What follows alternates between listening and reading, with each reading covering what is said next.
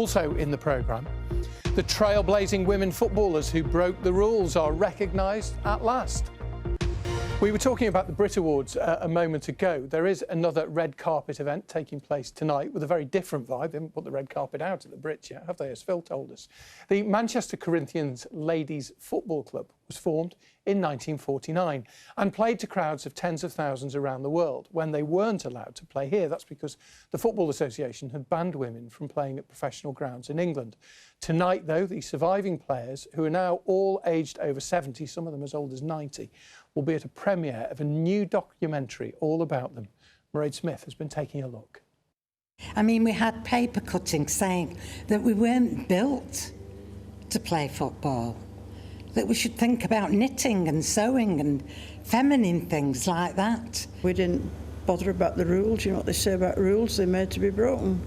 And we did.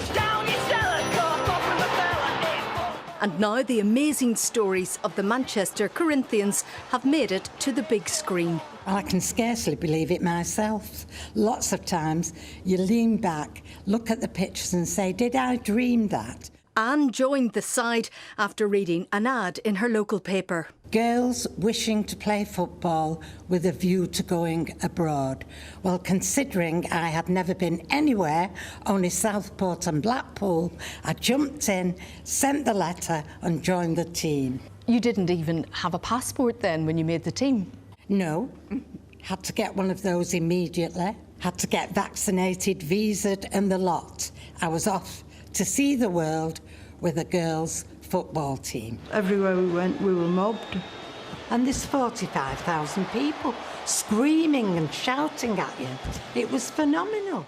It's a story that needs to be told because people just don't know that women played football even when it was banned, that there's a generation of women that have been overlooked and silenced all these years, and it's really time that they got their chance to tell their story. Everywhere we went, we had a right crowd of South American boys training us around the town. They just used to come and say, look, there are the Corinthians, they're over here to play football. At 90 years of age, Myra is one of the oldest surviving players.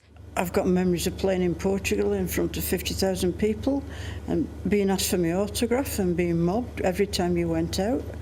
And memories of playing on a decent pitch instead of the mud of Fog Lane Park. Jean joined in 1963 and went on to play for the first England team in 1972. She only received her cap for that 50 years later.